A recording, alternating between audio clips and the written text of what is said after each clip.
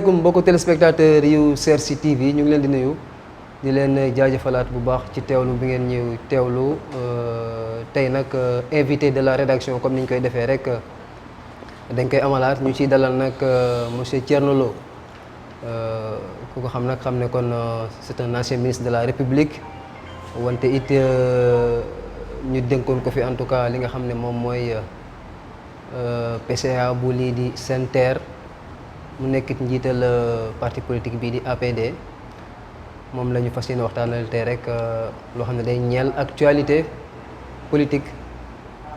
balaa may sori kon ma bàyyi ko mu nuyonteeg mbokku téléspectateurs yi monsieur Thierno Lo ñu ngi lay nuyu di la bàyyi nga nuyonteeg mbokku internet yi. waaw maa ngi leen di gërëm si li ngeen ñëw pour seet si ma pour que ma waxtaan ak yéen ci problème mu réew mi. di profiter aussi pour nuyu seen téléspectateurs yi te di ñaan ñi nga xam ne ñoo ñuy déglu nañu dégloo xel te bañ ñoo dégloo xol. pour que ñu mun cee tirer profit. dama koy tàmbalee xanaa laaj la gis nañ bientôt 2 ans bi fi nguur gu bees gi nekkeek léegi jot nañu tegi jéego yaakaar naa li mujj ci liñ def moom mooy remaniement bi nga xam ne def nañ ko changer li nga xam ne mooy le gouvernement gannaaw 18 mois yoo xam ne kon def nañ ko ci bopp réew mi peut-être bilan teel na mais boo doon def benn évaluation boo xam ne par rapport ak bi ñu toogee léegi ak surtout remaniement boobu nga xam ne moom lañ mujjee def ci benn acte politique man jàngat nga si am. waaw li ma bëgg wax foofu mooy c'est-à-dire que il faudrait que nous les hommes politiques sénégalais ñu régler un problème que j'ai toujours posé. mooy su ngeen nekkee ci opposition den wax loo xam ne lii bu ngeen demee ca pouvoir ba ku leen ko def dana leen neex su ngeen nekkee ci pouvoir aussi da leen xalaat ne bu ngeen demee ci opposition am na loo xam ne bu leen ko tegee est-ce que loolu di ngeen ci gis seen bopp. parce que parti boo fi gis muy soog a ñëw. day réclamer une majorité à l'Assemblée nationale avec le même discours. jox leen ma jumtukaay yi pour que ma mën a appliquer suma programme bu nu dawalee tuuti su espérance yeeg questionnement yi commencé nga dégg leen ñu ni 1 an ou bien 2 ou bien 6 mois mënuma cee def sama programme et que da ngeen maa fal pour 5 ans. Donc ce sont les mêmes arguments, ce sont les mêmes choses, c'est une répétition, c'est l'histoire qui se répète ici au Sénégal. Ceci étant, ñii mënoo wax ne biñ ñëwee defuñu fi dara. def nañ fi dara parce que ne serait-ce que ñu ñëw mettre accent sur la bonne gouvernance sur la transparence loolu levier la boo xam ne bii benn réew mënul développé wu te amoo benn justice bu baax ak amoo ay kiinum te ci gouvernance bu baax aussi ci gestion tout à fait. kon bu ñëwee def le contraire bi le président Macky Sall doon wax parce que moo fa waxal boppam ne dafa jël kuddam teg ko ci ay dossiers. ñoom biñ dikkee ñi ngi mettre en œuvre les organismes yi nga xam ne le président Macky Sall moo ko fi taxawaloon. mooy pôle financier bi. mooy OFNAC yokk pouvoir OFNAC pour aller vers plus de transparence. ok kon ñii créé wuñ dara de dañoo ñëw rek ñoom bàyyi. di doxal pôle bi mu doxal. ok bàyyi structure yi di dem ñu def Sénégal lu nuru une espèce d'opération main propre boo xam ne bii dafay seet li ñëpp bokkoon te dénku ko nit ñi naka lañ ko gérer woon ak itam war nañ koo leeral waaw lenn aussi am na ci ca man ma bindu ko wax ko mooy oui pour la transparence mais pour la présomption d'innocence et ok pour une justice juste man loolu mooy sumay critère te jusqu'à présent contrairement à ce que les gens disent le président Diomaye le premier ministre Ousmane Sonko mënuñoo tëj benn nit mënuñu tëj nit leen rek lañ man mooy ñoom duñu par duñu làq kenn duñu teg ku du ne procureur bu autosaisiru ñoom kay lenn lañ mën a def seen procureur nga xam dafa dépendre ci exécutif tout à fait loolu la bëggoon moom jouer son rôle dégg nga bu jouer rôle am léegi fa la ñuy defee seen instruction yeeg seen information yi ñuy def nii képp koo xam ne ñoom bëgg nañ laa sanctionner benn levier la ñu am ci lañ mën a jouer mooy jaar ci procureur bi mu dóor la information comme ni ma ko def ñoom Badara Gadiaga ñoom Abdou Nguer ak affaire yooyu yàggal la fa pour jox la punition après bu ñu jëlee bu ñu la yoolee ci les juges du siège les magistrats du siège ñooñu dañuy xool le dossier est-ce que am na consistance est-ce que def ko dara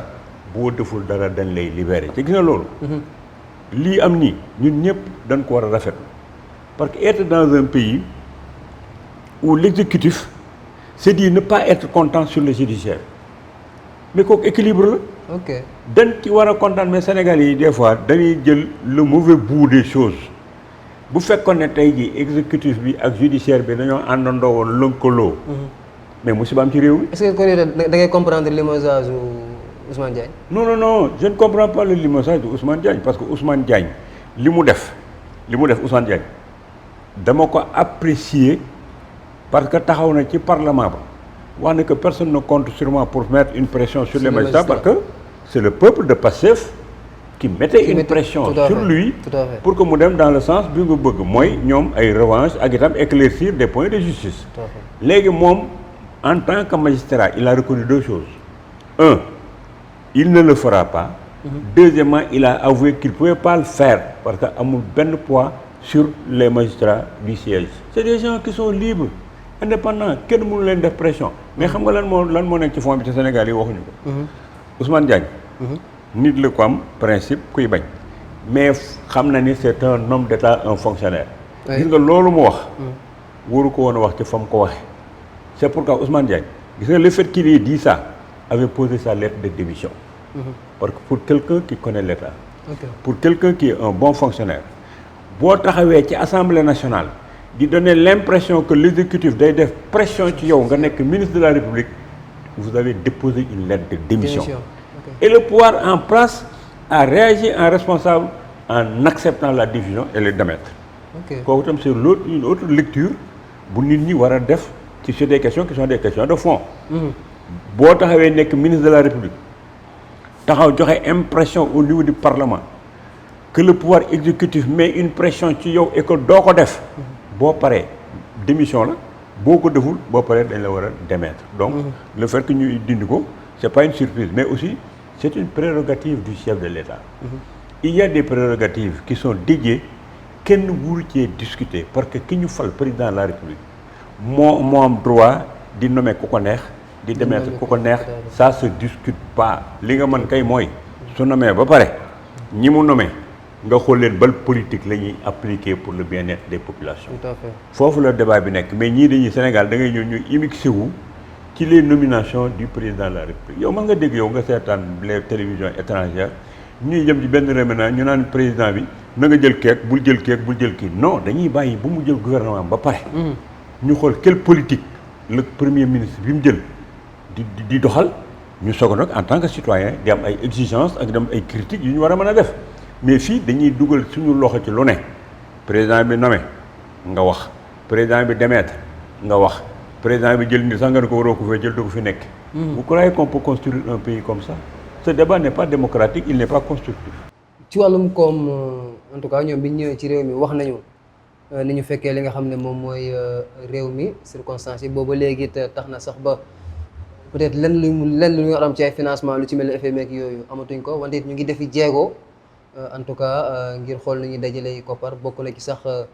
plan de redressement bi nga xam ne en tout cas à 90% bëgg nañ Sénégalais yi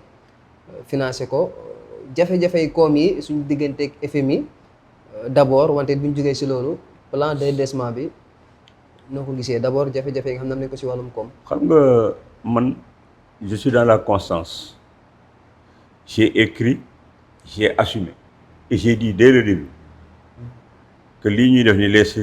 les politiciens sénégalais ils jouent et ils savent qu'ils jouent parce que FMI. les politiques actuels. FMI. politique actuelle ak passée man awma position partisane mon parti c'est le Sénégal. ok je suis un républicain libre c'est le titre de mon livre qui va sortir. ok je n'ai pas de position partisane et je ne subis pas de pression d'opinion ou de groupe. À chaque fois je dis ce que je pense. On peut discuter maintenant sur mes propos, mais j'ai la liberté de dire ce que je pense être utile pour le Sénégal et pour l'éveil des consciences. ce qui se passe ici wax naa ko waxati ko nee naa leen muy FMI di les bailleurs di ñi fi nekk ñëpp amul dara lu leen umpoon ci lii nga xam ne bi le premier Ousmane Sonko génne na ko. det li ñu naan dette cachée. dañ ko daan def toujours noonu lañ ko daan def parce que chaque pays est en train de gérer ses finances et de faire de telle sorte que du ñu gis seetaar pour que mu mën a financer ses projets de développement. ok loolu lañ doon def Mamadou Touré dem si yàlla ba mu fi nekkee il était au FMI bu waa FMI daan ñëw fii en mission au Sénégal xam nga lu leen doon wax. Ah, si vous allez là-bas, faites attention, ils sont très intelligents en maquillage de chiffres. à l'époque. À l'époque. ok Et li tax ngeen war a yeewu ci benn affaire mooy ceux qui sont en train de faire le plan de redressement sont les mêmes gens qui étaient là et qui encadraient ce qui s'est passé. L'équipe qui était autour de Ndem si Yàlla Moustapha Ba nekkoon autour de Amadou Ba c'est la même équipe qui est autour de Diomaye et de Sonko. Pourquoi les gens n'acceptent pas de voir cette réalité-là? ñoom ñoo defoon ñoom ñoo war a defaraat lii faj ma jox un exemple partant boo xam ne kenn ñoom du ko dindi. su yàlla defoon Amadou Ba gagné élection yi. yaakaar ngeen ne dina def li président li premier ministre Ousmane Sonko def dem taxaw ne léegi voilà on masque dañ doon maquiller ay donc nous sommes au 7e sous-sol ba pare les fonctionnaires ñoom Cheikh Diba taxaw ci ginnaawam di wax loolu doo ko gis ba ilaa yawmi diin xam nga lan lañ naroon def. Amadou Ba va dire je suis le nouveau président de la République du Sénégal. Je connais l'économie du Sénégal, je connais la situation du pays. Il va dire à Cheikh Ba et à son équipe, les gars, alors maintenant, mettons les choses au clair. Présentons qu'est-ce que nous devons faire pour assurer une continuité. Ils auraient repris les choses, discuté avec le FMI, trouvé encore des modalités de financement. Nous sommes au club de Paris. Nous nous continuer. Li Macky Sall doon def ñu assurer la continuité parce que aujourd'hui le parti au pouvoir ne peut pas ne pas s'endetter. Le parti au pouvoir ne peut pas avoir un déficit. Le parti au pouvoir dana am un problème de PIB, dana am un problème de croissance parce que c'est dans tous les pays du monde noonu la demee tous les pays sont endettés. Tous les pays ont des déficits. Seen force xam nga fan la waroon a nekk. Nous sommes venus li Macky Sall def. On va assurer la continuité de l'État. Lu mu defoon 1000 ñun danañ ko réaliser ci 350. Lu mu dëngaloon ñun danañ ko jubbanti. Par exemple, ma jox l'exemple du TER. On a assez parlé de cette histoire-là et tout le monde sait que le TER coûte excessivement cher. ok Moi j'ai été PCA. tout à fait. Je sais pertinemment que et puis sama déontologie ak sama éthique mënuma may ma naan TER bi cherul TER bi cher na. TER bi am na ay avenants yoo xam ni d'accord ma ci woon TER bi baax na mais li ñu ko jënde moo cher. ok léegi ba ñoom président Diomaye ñëwee ak premier ministre Ousmane Sonko ñëw xam nga la meilleure réponse bi ñu war a jox au président Macky Sall c'est de lui dire monsieur le président vous êtes endetté notre argent xam nañ fi nga ko def mi ngi nii ci infrastructure yi nga ko sotti mais nañu jël infrastructure yi benn par benn ñu xool combien ça a coûté. Est-ce que c'était un projet prioritaire ba pare nga def leen pour montrer de façon flagrante et matérielle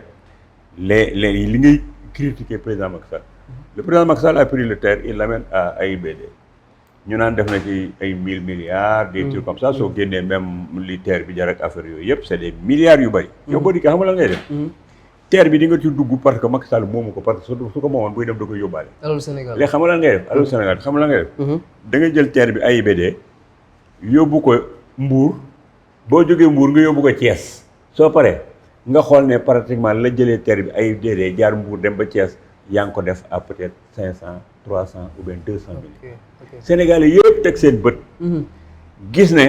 jox nga ko une réponse pour montrer que du woon noonu. par les preuves nga pare. fu nekk nga def la bu la neexee sax nga def expertise des infrastructures mais ñoom defuñu expertise des infrastructures yi parce que suñ ko defoon dinañ xam fu xaalis bi dugg. dinañ ko xam dañ xam ba xam est-ce que lii surfacturation la est-ce que lii dañ koo jënd ci lu yomb lu kiwut mais toujours au Sénégal dañuy renverser les choses le débat il n'est pas bien posé c'est pas des critères économiques. ay wax la ñu wax sa xalaat la quoi parce que da ngeen commencé di wax ñi nekk ci réseaux sociaux yi génne vaar yi waaw yaa fi waxoon lii waaw yaa ne woon doo dugg ci TER bu TER bi demee santatoo Sonko dugg na fii alors que le vrai débat c'est de dire oui nos milliards ont été investi en infrastructure kenn mënu koo wet Macky Sall li mu fi def ci infrastructure ñii bu ñu fi doon def 2 mandats sax duñ ko fi def mais le coût de l'infrastructure et la priorité lañ war a xool est-ce que nous notre priorité c'était de prendre des milliards def ko ci infrastructure yi ñu def nii alors que nous avons besoin de développement, nous avons besoin de plus-value. Nous aurions pu mettre cet argent sur la maîtrise de l'eau, créer une industrialisation, avoir une matière première et créer des emplois. C'est ça ce qu'il fallait faire. Un pays où tout est à faire, il faut qu'il y ait une priorité, il faut qu'il y ait une évaluation. Tout à fait. Le drame du Sénégal, jeune homme, moi les gens, il ne faut pas d'évaluation. Une évaluation politique publique de fi en tant que journaliste, penses-tu aujourd'hui que bu gars yi doon def évaluation doon évaluer ne mbënd mi en passant par Abdoulaye Wade jaar ci Macky Sall est-ce que defuñu ci ndox mi loo xam ne lii mën na créer des villes pour délocaliser les populations qui sont dans des zones non édificantes yi personne d'entre eux ne réglera le problème de l'inondation bu population yi toogee fi ñu doon toog parce que c'est des zones non édificantes yi sëkk nañu les zones de captage léegi ndox mi amatul fu mu jaar parce que boo ko baaree yoonam day dévier. Ils ont remblai la zone de captage. Quand ils l'ont fait ci la ndox mi daw dugg biir CTO ci la ndox mi continuer de les inondations de Dakar viennent des zones de captage que les gens ont remblé pour en faire des habitations de la promotion immobilière te kenn du ci wax. Personne n'a fait l'évaluation du plan Orsec. Aujourd'hui vous avez des inondations. Est-ce que xam ngeen ne coow li ngeen doon dégg ak ñoom Cheikh Dieng côté yooyu entreprise yooyu xam nga lan moo doon seen vocation c'est de faire la maintenance des canaux d'évacuation de l'assainissement du Sénégal. Comment se fait-il que nit ñi ñu jox la ay contrat pour nga war a assurer ay maintenance ñuy génne ay fas di ci génne ay saaku yu suuf ak ay pot ak ay bool yow kon sa entretien du réseau moo doon lan on met des milliards on jette des milliards dans la mer chaque année qu'est-ce que vous faites day taw ngeen jël milliards yi def ko ci ndox mi xaaraat beneen hivernage ngeen dugalaat alors que le problème c'est la délocalisation. Photographie woon naa ko bi ma nekkee ministre de l'environnement jël le centre de suivi écologique ànd ak ay américains j'ai survolé Dakar ma photo lépp yi nekk étage yi nekk terrasse pour que ñu délocaliser leen yóbbu leen fële ci terre yi nga xam ne état bi moom suuf si. ñu dem fa tabaxal leen fa ay kër yu rafet indemniser leen les zones yi nga xam ne bi ñoom dañ ko doon occuper ñu def ay infrastructures pour régler le problème de Dakar. ak pour transformer les eaux de ruissellement en de l'eau boo xam ne bi dañ ci mën a def ay cultures maraîchères ak dañ ci mën a dox. C'est comme ça qu'on développe un pays. On n'a pas de planification, on a une bonne stratégie d'évaluation. Et on veut dire qu'on peut amener ce pays-là vers l'émergence. Je ne parle même pas de développement. L'émergence même, on ne l'atteindra pas. C'est ça le drame du Sénégal. Donc, nous devons liguer, nous liguer. Et puis, l'État, vous finissez. Tu veux refaire l'histoire. Tu fais que l'Union peut beaucoup. Au lieu de fertiliser, continuer, tu veux l'eau, tu veux faire que côté de l'eau. Bëgg recommencer te boo bëggee recommencer doo dem parce que réew mi Senghor bi mu koy soog a jël dafa fekkoon colon yi defal ko ay infrastructures yoo xam ne bi mu dikkee ci la sukkandiku dafa fekk ñu defaral ko le port de Dakar defal ko chemin de fer bi ñu am ay banque ñu ñëw ñoom déjjati fer bi yàq port bi rey banque de développement yi fi nekkoon rebolote loolu ci suñu premier retard ci la bokk. Ce qu'il faut pour développer un pays mooy les infrastructures ferroviaires, routières. Ce qu'il faut pour développer un pays, c'est avoir un port qui était le port de l'AOF, qui desservait tous les pays, le port de Dakar. Nous avons une chambre de commerce, une banque de développement, USB, BSK, BNDES. Nous avons une banque de développement qui accompagné nos promoteurs sénégalais. Nous avons c'est ce qu'on appelait le compte K2. Si vous avez dit que vous avez une banque, il y a chemin de fer, il y a chambre de commerce, il y a caisse de précaution, nga tuer l'agriculture en supprimant le local. Légui yow bobu rew bo né da ngay développer yow naxo sa bop.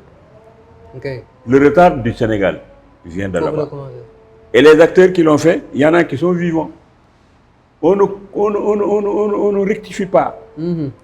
Dès on vient nek di wax gis nga wax mënta mën def. Tout à fait. Té rew mi lim soxla réconciliation.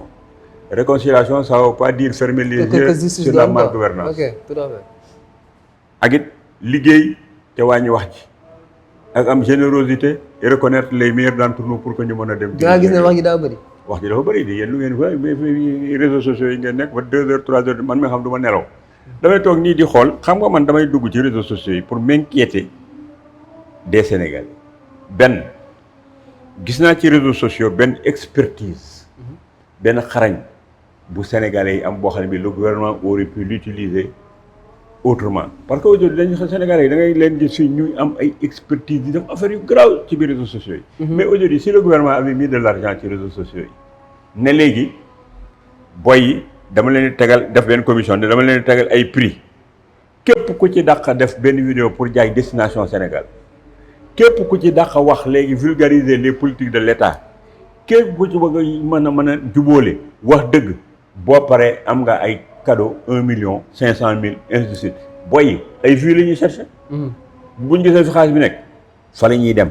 te am nañu expertise donc vous utilisez de façon intelligente les réseaux sociaux dans des sens qui sont porteurs parce que un état waxuñu ko muy def ay bénéfices de bénéfice de état xam nga mooy lan rendre heureux ses populations soo joxee jeunes yi xaalis bi ñu toog nga leen di mettre en compétition ñu génne valeurs culturelles yi di génne les merveilles du Sénégal di ci liggéey di wax di def nga leen ciy defar xaalis loolu jar na ngay jël ay milliards di ko def ci biir chaque année nga koy def ci biir réseaux sociaux yi bu ko defee ñu transformer le caractère des réseaux sociaux parce qu'ils sont très doués très intelligents les Sénégalais très intelligents boo gisee suñu jigéen ñi ni ñuy jaayee ci biir Facebook TikTok bi dematu ñooy Sandaga dematu fenn dañuy dem Turquie dem jënd seen kii mais da nga leen di gis man dama leen di xool ba yàgg ma ne les femmes sénégalaises sont braves mais dama leen di xool ñuy jaay di wax te xool def naa benn article sur Facebook ma ne gis nañ jigéenu Sénégal ñoom booy développer réew mi ci ñoom nga war a dem parce que ñoom xoola booy xool ñi nga xam dañuy trahir jigéen ñi dañ cee néew ñii ñuy détourné ñu leen jàpp ci biir kaso bi kaso yi góor ñi ñoo fa ëpp jigéen ñi duñ détourné duñu fen duñu def leen liggéey la ñuy def politique sax ñoom ñooy fal nit ñi parce que boo wootee ñoo fay jiitu suñuy wotee ñoom ñooy wote avec les jeunes donc les femmes sénégalaises xamuñu sax seen doole te boo xoolee fi mu toll nii boo génnee dem Dubaï dem Turquie dem Chine da nga leen di fekk ñu takk seen ceinture yooyu di ñafe bu guddee góor ñi di nelaw xoola ñoom ñi ngi jaay ñi ngi def lu nekk donc on a un potentiel ak am benn catégorie boo xam ne bii utiliser woon sax ni ñu ko parce que on ne s'arrête même pas pour faire l'état des lieux et ça c'est dramatique un pays dafa war a toog di réfléchir un pays dafa war a toog di xool boppam ci miroir bi di wax lan laa doon def lu jubul ki ma remplacer lan la def lu jubul pour que ma bañati koo def ak it ñu boole ci nag lu fondamental gis nga réew mi képp ku fi nekk président mbaa nga nekk fi premier ministre mbaa nga nekk fi directeur tu n'es qu'un serviteur de la République te 18 millions de Sénégalais ñu jël ci pour nga servir ñu dikk di la fay te it nga dolli ci beneen business ton contrat est un contrat à durée déterminée même na nekk 2 mandats c'est 10 ans yi bu jeexee da ngay dem ba kon li la war mooy Sénégalais yi nekkoon ak Senghor nekk ak Abdou Diouf nekk ak Macky Sall nekk ak Abdoulaye Wade ce sont les mêmes Sénégalais mënoo leen a yar xam nga lan nga mën a def nga joxe un exemple pour que yow 5 ans yi nga fiy def mbaa 10 nga fexe ba boo fi jógee ñu ni yow kat mënuñu woon a defar poso ñun fexe nga ba defal nañu ay industrie defar nañu poso ñoo ngi defar leneen loolu mooy tax nga respect ci histoire retenir ce tour mais nga ñëw di wax ne boo bëggee yar Sénégalais yi da nga fi toog ba sa mandat jeex doo fi yar kenn ils ont commis une erreur parce que xam nañ ne un projet nous sommes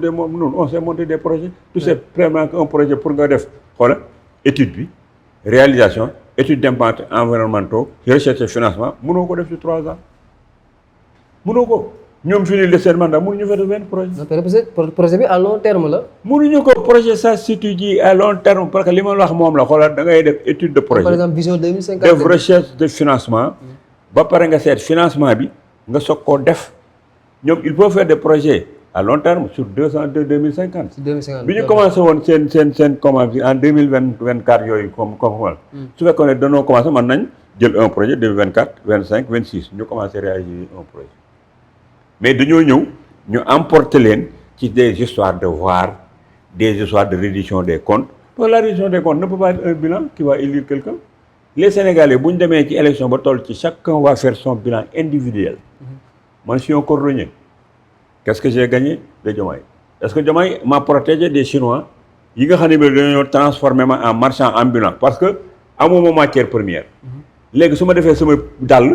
mu dikkee ma 500 Chinois bi bu dikkee dàll bi mi ngi koy jaayee 350 su ko defee je préfère jël dàllu Chinois bi dem nekk marchand ambulant am ci 100 francs. On le protège pas. mais réduction des comptes tam quand même am na solo ci milliards yi nga xam ne ñu ngi ko ciy recouvrir rek loolu lépp. ñu ngi koy. ma ne milliards yi nga xam ne ñu ngi koy recouvrir di ko jëlaat yooyu. ci fan am na solo ci fan ci nit ñi. waaw. mais bien sûr ci réduction des comptes bi quoi. mais réduction des comptes kan moo ko bañ mais même les gars de l'opposition déggoo ci kenn mu ni je suis contre la réduction des comptes parce que kenn ñëwoo ko fee wax. li ñuy wax mooy.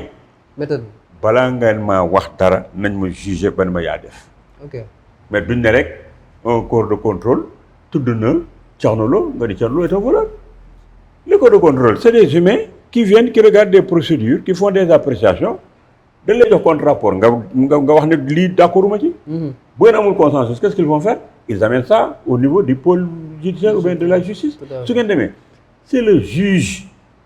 mooy wax def nga ou bien défaut c'est seulement au Sénégal qu'on met en prison des gens qui ne sont pas jugés est-ce que xam ngeen ne loolu c'est illégalité la. ok ci doo dégg organisation droit de l'homme. tëj ko en attendant di lijjanti. dama lay wax loolu na nga dem nga bind nga wax ci te plateau nga def ko doo gis ku ko dindi gis nga. avocats yi. magistrats yi. ñëpp xam nañ ne Sénégal li fi xew amul fenn parce que xam nga prison dañ ko defee mais dañ ne bala faa nit koy dugg nañ ko juger buñ ko juger ba condamné ko mu dugg prison. c'est seulement au Sénégal ngay jël nit ne ko pataj ci biir prison bi. jugé woo ko la preuve dañuy jigéen ñoo xam ne dañ leen tëddaloo 2 ans 3 ans 4 ans ñu génne leen ne leen def leen dara mais non juridiquement demande aux avocats que tu vas rencontrer est-ce qu'ils peuvent te citer un article qui justifie ce qui se fait au Sénégal boo koy man Thierno maa la ko dem naa ba forcer le professeur Mounirou Sy dama ko woo mu nekk Paris man ko Mounirou écoute il faut que nga bind benn article ma publier ko pour que nga wax yow en tant que juriste est-ce que lii di xew yoon la mun ma amul fenn ci monde bi mën ko bind mu bind ko te bu mu ko bindee ma posté ko ci Facebook kenn weddi woo ok kenn du ko weddee de donc ñun bu ñuy dax dañu seet li ñuy def régulier parce que yooyu ça veut pas dire protéger fi ne boo ko waxee xoolal bu génnee dañ naan voilà kii il faut que les farbaak gars yi jàpp ci biir kaso yi ñu génne leen parce que les Sénégalais dañoo am le manque de magnétisme pour comprendre les nouveaux paradigmes ou bien comprendre ce que les gens disent bon moo tax boo waxee ñu naan la lii da lañ fi nekk xool yow de pourtant nekkoon nga fi pourquoi waxoo ko woon waaw kii de nekkoon na fi lu tax defu ko woon mais kooku ignorance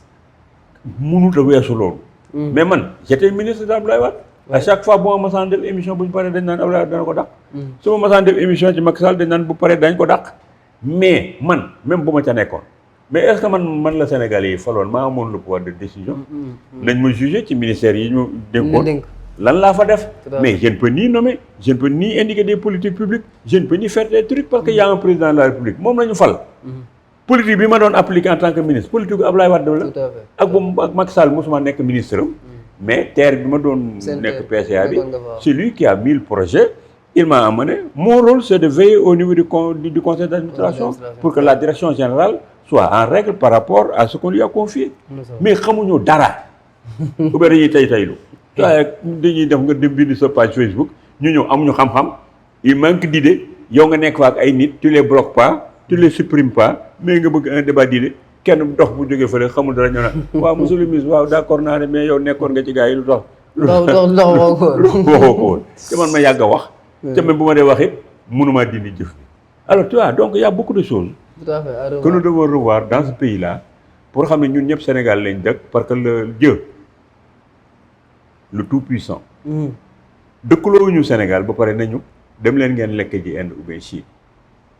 bi mu dëkkee waa chinois yi ak indiens yi ne leen yéen ñoom la ñuy lekk dañ ko bay foofu seen réew ñun itam mu ñëw ñu jox ñu fi ñëpp war a jógee parce que xam nga ñi monde bi yëpp jël ko nu mu la neex ñëpp ci suuf si li ñuy lekk fa la jóg ñenn ñi dañoo liggéey jël li ci suuf si transformé ko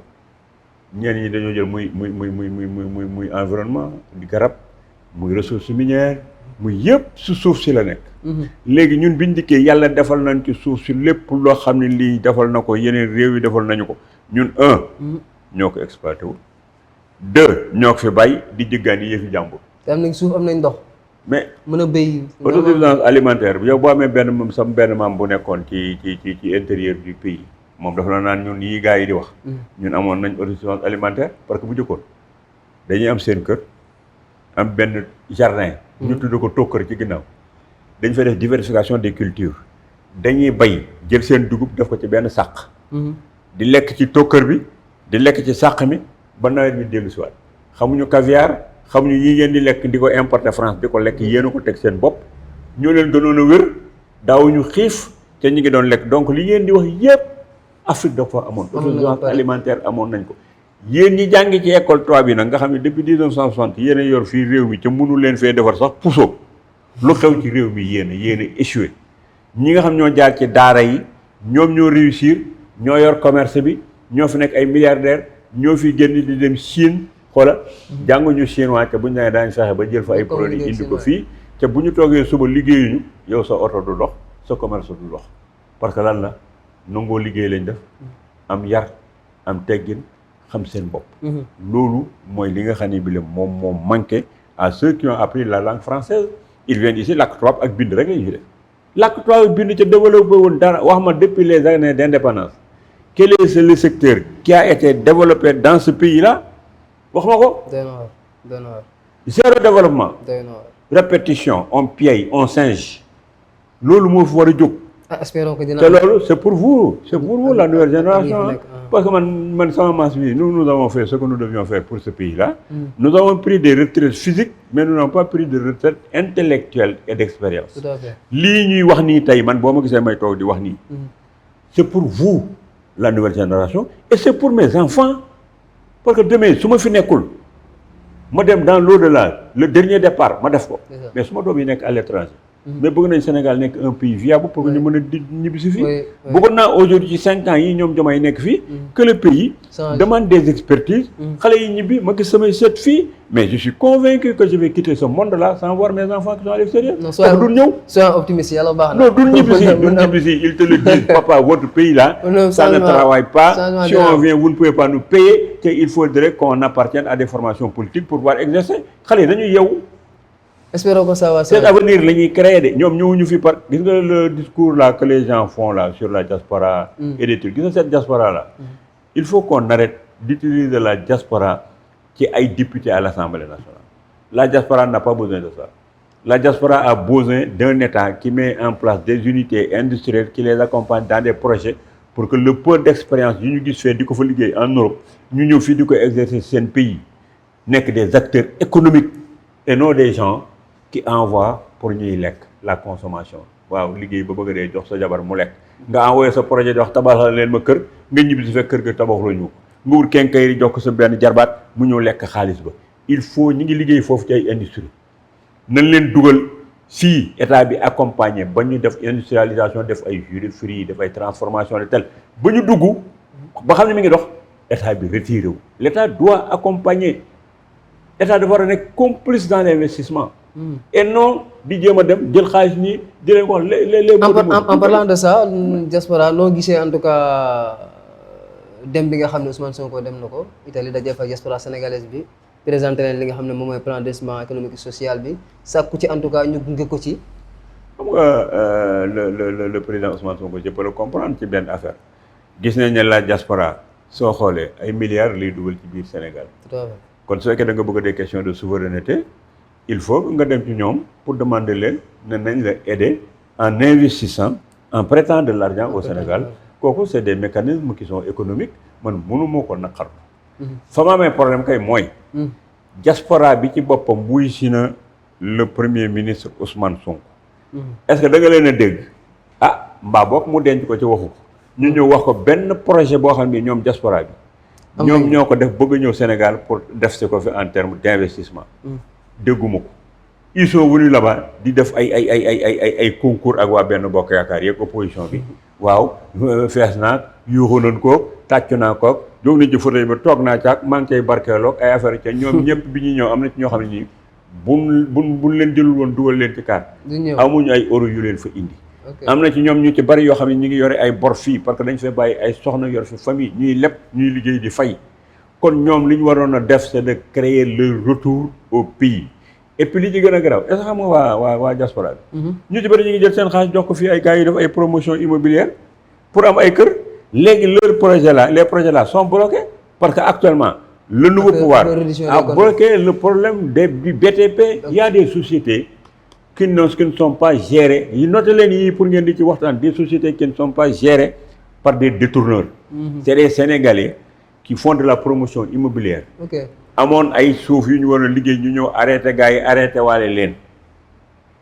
ce que veut dire que immigré bu nekk. yaa ngi waroon a jot sa kër peut-être 1 an yaa ngi ko jot dans 2 ans. parce que ça ne marche plus. Parce que c'est une promotion immobilière bi lañ bloqué parce que les gens n'ont pas fait la différence ñoom ba problème demee foofu ñoo ko waroon na ko président monsieur le premier ministre soo demee libérer les sociétés BTP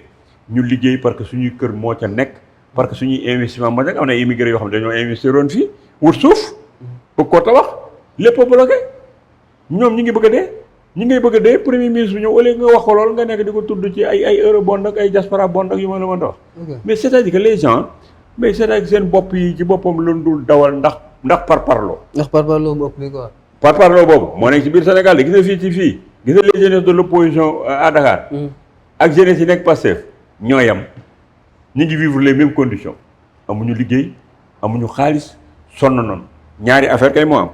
ñii opposition lañ nekkoon léegi dañ naan damay continuer opposition ñii pouvoir lañ nekkoon rus nu noo taxaw di wax doxut rus nu noo taxaw di wax damaa sonn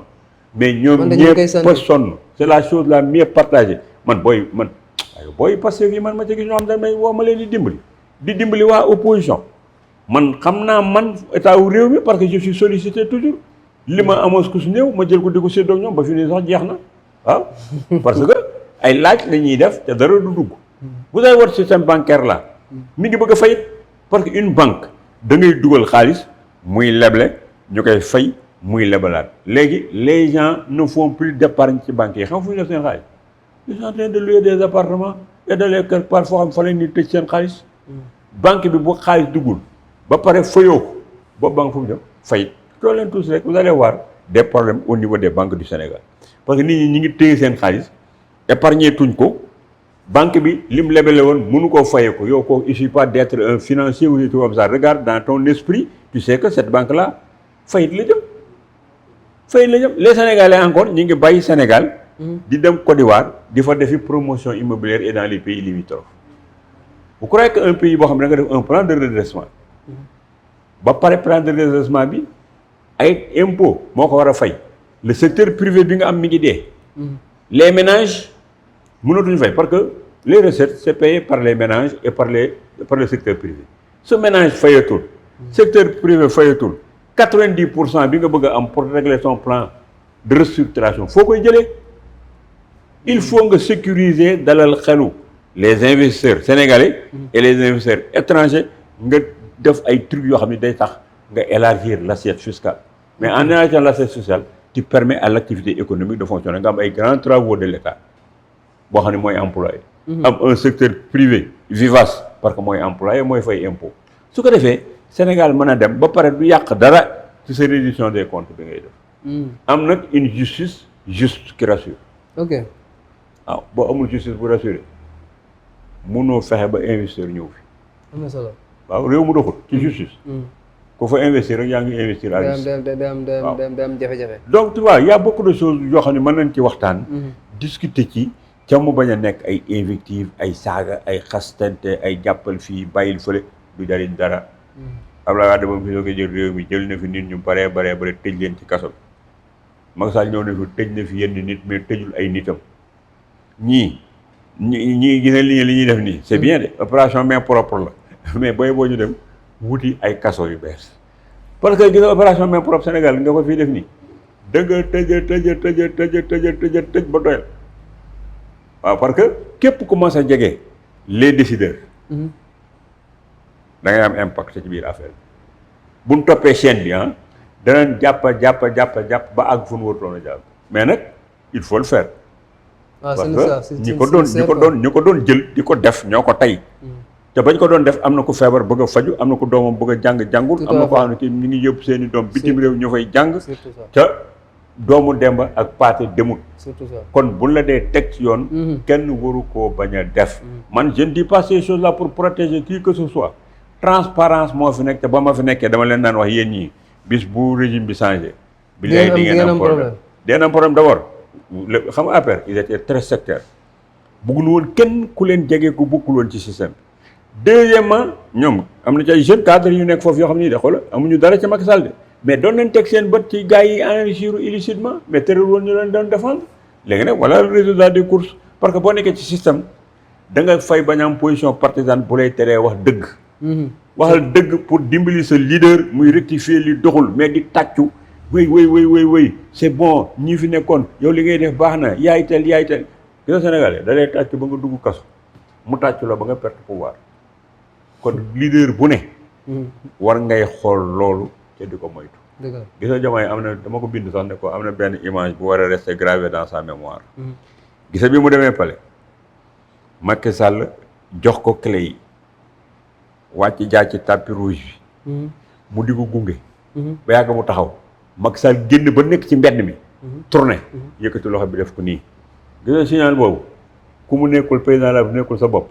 sa xam-xam ak sa gis-gis soriwul parce que Diomaye même bu doon def 2 mandats dana arrivé un jour dina jaar ci tapis rouge boobu génn ci biti nekk un simple citoyen su boobaa ci lay xam nit ñi ko doon topp est-ce que fonction bi la woon ou bien moom Diomaye la woon te je réponds tout de suite dana xam moom ak président premier ministre Ousmane Sonko comme Macky Sall que nit ñi topp nu leen ngir seeni tur dañ leen topp ngir fonction dañ la topp parce que fonction premier ministre nga dañ la topp parce que directeur nga dañ la topp parce que yaay président de la Sénégal képp koo xamul da nga joomal sa bopp te tu vas te retrouver dans la solitude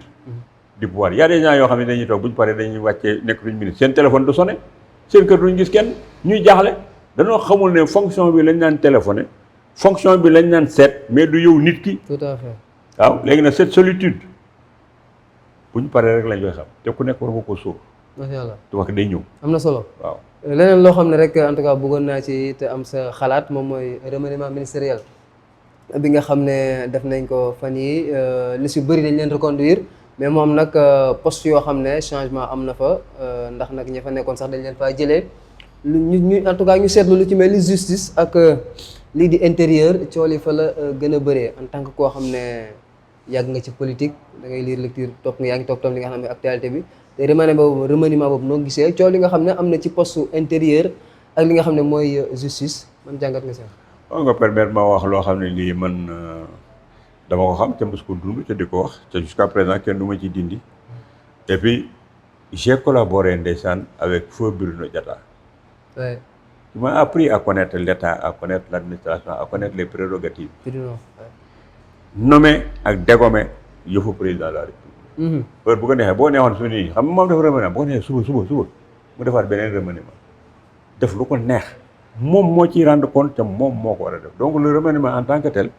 ci méthode de gouvernance la boo yoree ay équipe sax mën ngaa yor équipe sax muy dox de nga remplacer. mën ngaa yor joueur buy gis ci match nga dindi ko dugal keneen kooku président de la République. moom moo am prérogative bi donc pour le remaniement aw ma ci aucun problème mais appréciation yi gars yi di def sur le ministre de l'intérieur ak ministre de la justice ça n'a pas de sens parce que la dame là nu mu tuddati ministre Yacine mënta tëjlu nit Yacine mënta jàpp mënta libérer nit mën na ci influer quand même non ministère de la justice influer xam nga Yacine lu man mooy di wax procureur parce que moom la chef. tout à fait na ko jàppal ma diw. waaw na ko jàpp. mais boo ko jàppee. diw du tëdd kaso. bu deful dara. il faut que attaquant yi. ku deful dara doo tëdd kaso parce que bu demee ci juge magistrat bi du siège la magistrat du siège ñoom dossier nga leen di tegal ñu xool def nga faute ñu jàpp la am naa sama xarit yoo xam lañu ma doon wax. Thierno bàyyi leen su ngeen defee seen xeexu politique ba mu neex leen.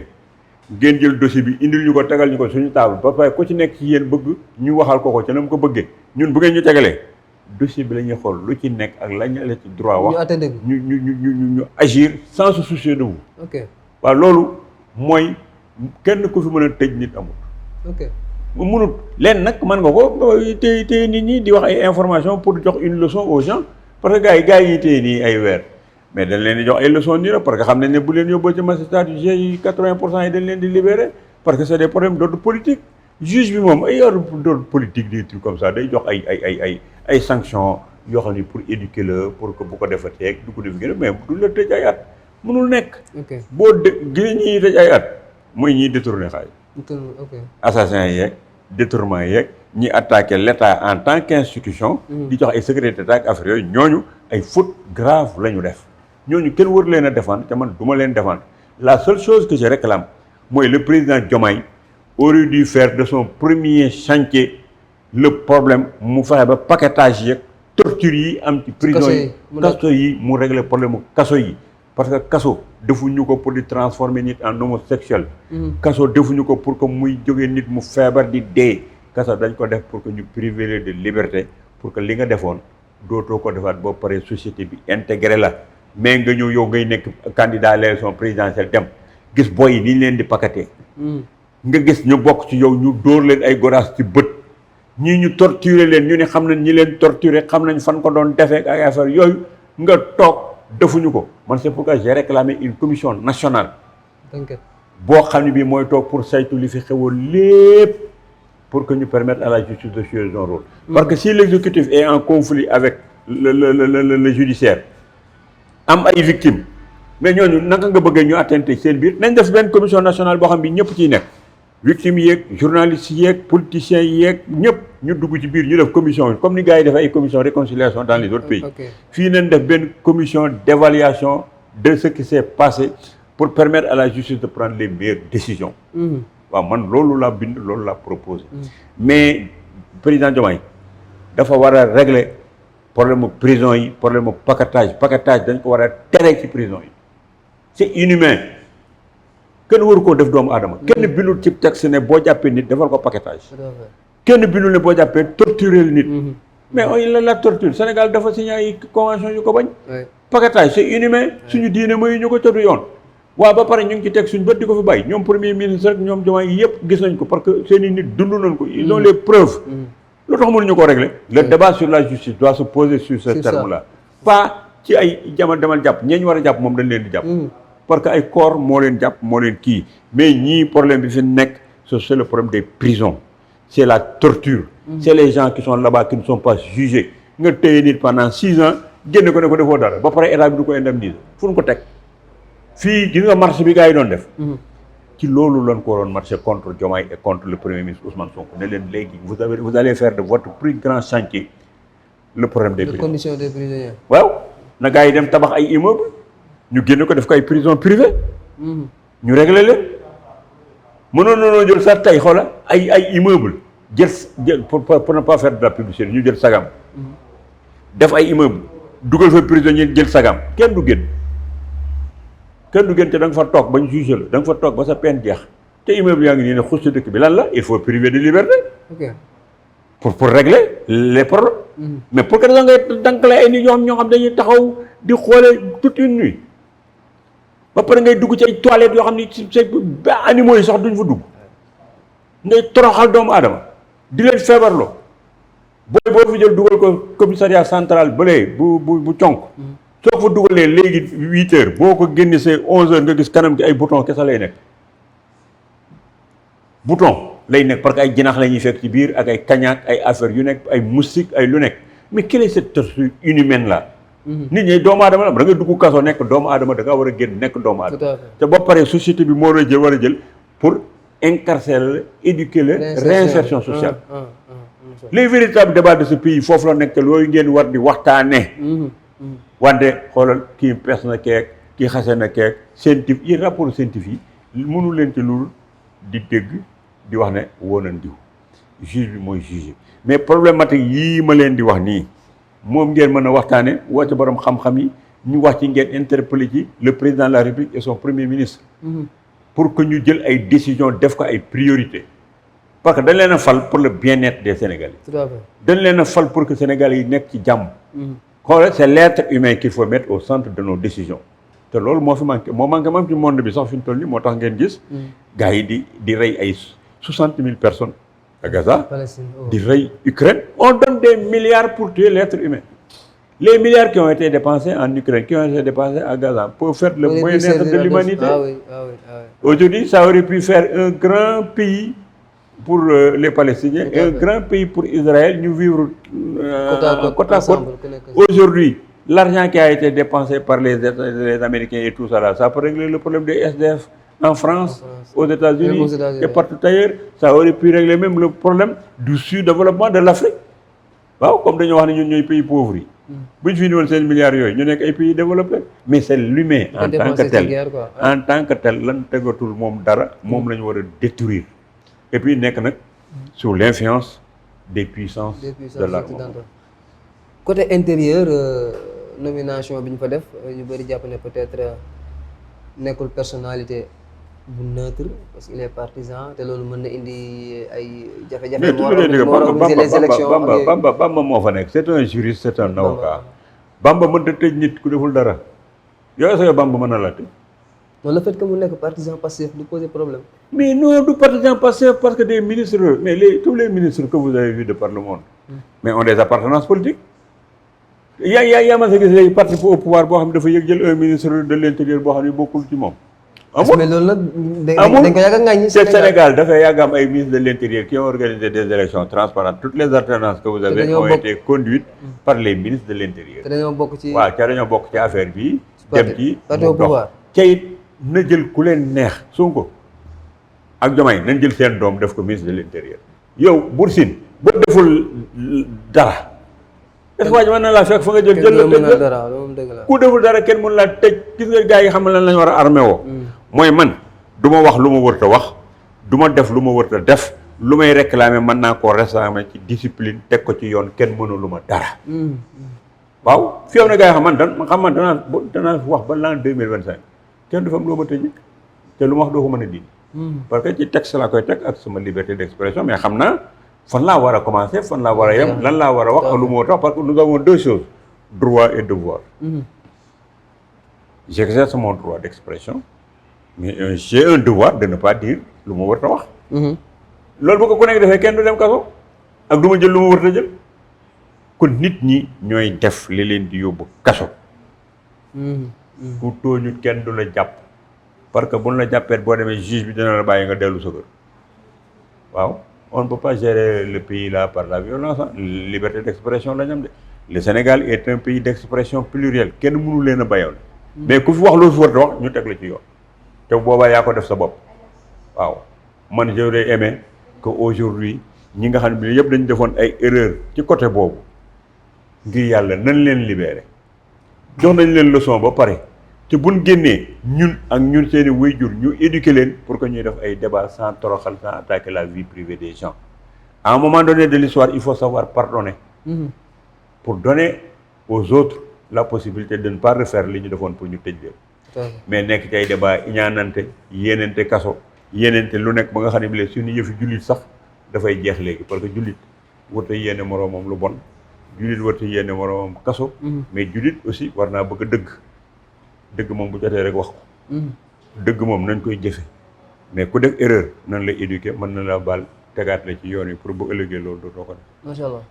am na solo xam naa fi ma koy daanelee rek fi ñu koy daanelee mooy bennoo bi nga xam ne boobu ba léegi ñu ngi koy xaar ci Afrique ndax nag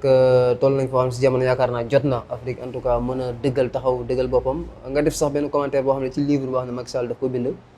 ci unité africaine boobu muy jàngat bu am solo moom ci dikkalaatee. waaw kooku xam nga le président Macky Sall dafa bind benn livre mu bind ko Afrique mon cœur. man fekk may bind benn livre bu war a génn ci fan yi boo xam ne dama ko tuddee itinéraire d'un républicain libre parcours vérité et proposition pour l'Afrique et le Sénégal maa ngi moom ñooy bokk lu ñuy wax. mais dama ko wax ne ko monsieur le président lii ngay wax ma di ko wax ñëpp dañ koo yàgg a wax.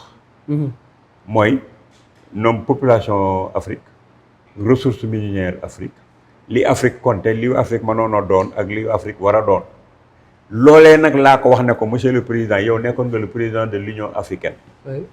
ba nga ca nekkee. loo ci def lu tax proposé woo woon sa naatangoo yi ne leen nañu def ay référendum suñu réew mi sur les États-Unis d'Afrique. ngeen nekk 52 états Amérique nekk 54 états bu ngeen boole woon 52 états yu Afrique yi ak suñu ressources minières yi ak suñu compétence ressources humaines de qualité yi ñu am suñu généraux yi nga xam ne ils font partie des meilleurs du monde parce que mission Nations Unies ñoo koy def kon du ngeen mën a def benn armée africaine boo xam ne bii kenn du ñu yàpp muy benn. Deuxièmement suñu ressources minières yi ñu am boo leen jëlee pays par pays mënuñu koy exploiter parce que ça demande des milliards. Avant kay ngay àgg ci Aramco mooy la société saoudienne bi nga xam ne bi la mooy exploiter pétrole kii bi moo nekkoon au départ comme Petrosen la nekkoon bu ñu dikkee les seniors yi ñëw def exploitation dañ leen daan jox ay pourcentage même soo defee exploitation di jaay li nga exploité woon Petrosen da cee war a am pourcentage loolu la Petrosen di màgg ba mën a jël l'exploitation du pétrole du Sénégal léegi su fekkee ni ñëw nañu te loolu àgguñu fa kooku problème la kon dañoo war a def les États-Unis d'Afrique am doole exploiter suñu ressources minières am doole protéger suñu ay réew parce que nous avons des frontières poreuses amul benn pays fii Sénégal boo xam ne bi Afrique sous-région boo xam ne bi mën naa résister les djihadistes amul kun ci seetaan bu la djihadistes yi songee écrasé la beneen bi des les puissances là kii yi nga xam ne dañ leen di jël ñuy defar suñu pétrole bi ñoom li ñu bëgg mooy nga nekk di am ay conflit ethnique conflit religieux conflit sur des semblants de démocratie bu ngeen dee toog di reyante ñoom ña nga nekk fële di duy mbànd ya muy dem xamoo nu mu demee duñ bëgg sa réew nekk mukk ci jàmm yooyu mooy yi ñu war a interpeller ñu jéem a régler problème yooyu président Macky Sall amoon na occasion bi il faut que les présidents africains ñu accepter nekk ay gouverneurs ñu def ay référendum seen peuple yi accepter ñu dem vers les États-Unis d'Afrique te dafa yomb États-Unis d'Amérique am na loolu ngay jël copier ko jox ko say géopoliticiens jox ko say universitaires des trucs comme ça ñu adapté ko ci ñun li ñu bëgg jiitu Afrique ak ni ñu bëggee nguur mais dañu bëgg nguur ca kenn ku ci toog mënoo développer ce pays ca ku ci nekk da nga fiy jaar jàll comme léegi def fi loo xam ne day jariñ askan wi foofu laa tontoo le président Macky Sall ne ko maa ngi bind livre di wax la même chose que yow mais man dama cee proposer les États-Unis d'Afrique wax ci les mécanismes yi koy permettre et puis comment est-ce que nous devons gérer les partenariats yi Sénégal Afrique di am par rapport au reste du monde les questions de souveraineté def naa ko les questions d'éthique de bonne gestion de bonne gouvernance pour que ne ko donnons une réponse à René Dumont et Axel Kabou qui ont résumé pour dire tout simplement que l'Afrique refuse le développement. Pourquoi nous refusons le développement? Pourquoi nous ne faisons rien pour nous développer? Nous sommes là, nous avons le potentiel, quoi. Nous sommes là pour tout ce qu'il faut, mais wax rek la ñuy def. Wax rek ku ñëw wax. Et puis on se permet même de partager les brimades yi nga xam ne defoon nañ ko suñu maam. Da ngay gis des Sénégalais ñu jeg-jeg di partager benn vidéo boo xam ne dañ cee toroxloo seen ay maam. ñu koy rendre virtuel muy wër. waaye yow man la nga toroxloo sama maam kay man dama koy xeex mais du ma ko partager muy wër monde bi. Et que ces jeunes là ñoom subiruñu le colonialisme ni l'esclavage. Ils n'ont aucun complexe par rapport aux autres jeunes du monde. kon bul toog di leen rappeler seen baay ak seen maam comme nee nañ léegi esclavage bi duñu ko def ñu rembourser ñu ou indemniser ñu. parce que nee nañ du xaalis mënu koo defar. mais léegi bul partager li ñu doon def say maam sa maam lañ ko doon def mais benn tubaab bu ndaw boo fi taxawal ñi mu laa xool sax ba dina def lu mel noonu. fexeel ba nga développer sa réew pour que boo toogee ak moom ni nga leen di nekkee seen major ci université yi Sénégalais yi ak africains yi ñoo fay nekk ay major ñu bëgg leen a téye pour di leen liggéeyloo pour que ñu bañ a dellu seen réew yow kon complexe boobu jeex na mais demal nga defaral sa réew mais pour nga mën ko il faut nga am une élite qui est libérée boo xam ne bi dina mënoon nangu def Afrique. mais Afrique dafa amoon benn affaire ce que nous appelions les Africains choisis mooy quand le colon part il choisit un Africain peau noire bàyyi ko fi mu koy defal la mu doon def moom mu dem tëddi Matignon ou Élysée ba pare ñu jóge fi dem nekk des mendiants de l'Élysée et des mendiants de Matignon di courber l'échine devant eux, di courber l'échine devant les enturbanés qui ne nous prennent qui ne nous regardent que sous l'œil d'esclaves alors que nous avons tout pour prendre notre destin en main. Fii la débat wu jeunesse bi war a nekk. La jeunesse doit être exigeante pour son avenir qui n'est pas de servir d'escalier aux politiciens. Politicien bu fi ñëw jeunes yi ngay def escalier jaar seen kaw ñu la xulool di la xeexal ba nga yéeg ci kaw fàtte leen ñu commencé di xeex ak yow nga leen dóor ay lacrymogène. bu sa mandat jeexee nga dem Maroc mbaa nga dem Versailles mbaa nga dem Dubaï ñoom bàyyi leen fi ñu ko ni nekk ay chômeurs il faut que la jeunesse prenne son destin en main Tout à fait. et exige des politiques de jeunesse Tout à fait, yu leen tout à jox fait. formation et emploi. tout à fait macha allah waxtaan bi am na solo monsieur Lo damay bàyyi rek kon nga daaneel nga joxe sa kàddu mu incha allah ñu tàggatoo. xanaa rek gën leen a conscientiser ak it gën a saluer y a quelque chose aussi mënuma dem te du ma ko saluer c'est-à-dire que les Sénégalais actuellement dañuy débattre par ay vidéo di débattre par ay écrit di débattre par ay waar mais débattre tunu par xeex ak ay jaasi ak ay korpeñ loolu moom rafet na mais nañuy wax économie di wax luy defar di wax loo xam ne lii moom mooy régler seen problème que toute la jeunesse africaine milite et mette la pression sur les décideurs sur les élites pour que ñu dem vers les États-Unis d'Afrique. C'est la seule porte de sortie. macha allah tant que amuñu ko loo fi mën di def gis nga ñee seen ressources minières yi jeex noonu yéen vous croyez que États-Unis France ak yooyu dañu toog ba yàgg ñu toogoon ba yàgg xam nga les ressources minières dañuy épuisé wu te ay ne se renouvellent pas dans la grande majorité. waaye yaakaar ngeen ne France tey bu toogoon amatul lu mu defee énergie amatul dara yéen Afrique ngeen yor ko dana toog seetaan leen non fii la ñuy ñëw comme ni Trump di def ni ñëw attaqué leen nangu seen pétrole nangu seen lépp dem toog jox ko seen dëkk lu leen ci mën amu leen armée bu leen mën a téye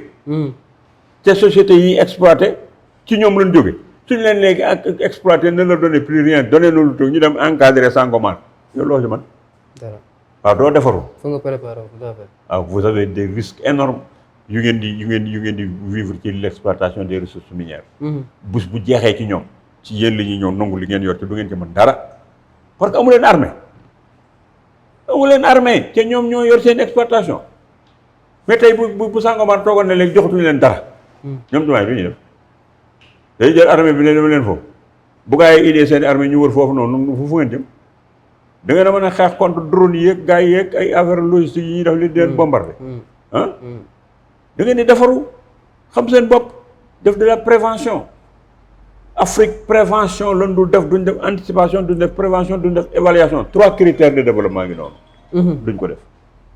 anticipation évaluation ak prévention ñetti ñii moo fi amul moo tax ngay toog ba yàgg rek mbënd mi sottee ko sa kaw nga jël milliard sotti ci biir parce que évaluer woo waaw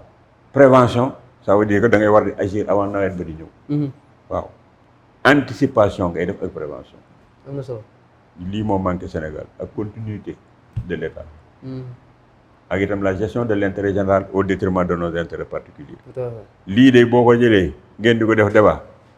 dana jëriñ réew mi macha allah waaye saaga xaste moom mënut a yóbbu kenn fenn waaw te ci ngeen nekk ñu ngi jaajëfal bu baax waaw maa ngi remercier monsieur Lo di jaajëfal itam mbokku téléspectateurs yi nga xam ne kon ñooñu doon bàyyi xel ci Cersi TV invité de la rédaction loolu ñu si doon dalal nga xam ne nag mooy monsieur Thierno Lo mu nga xam ne rek nekk un ancien ministre de la République nekkoon fi PCA bu li nga xam ne mooy SENTER wante nekkit njiital APD di parti politique boobu yaakaar naa waxtaan bi am na solo lool am na lu bëri loo xam ne en tout cas jàngat nañ ko si te yaakaar naa dina jur njëriñ di leen jaajëfal rek di leen jox dig daje kon lu yàggul dara rek ak beneen invité incha allah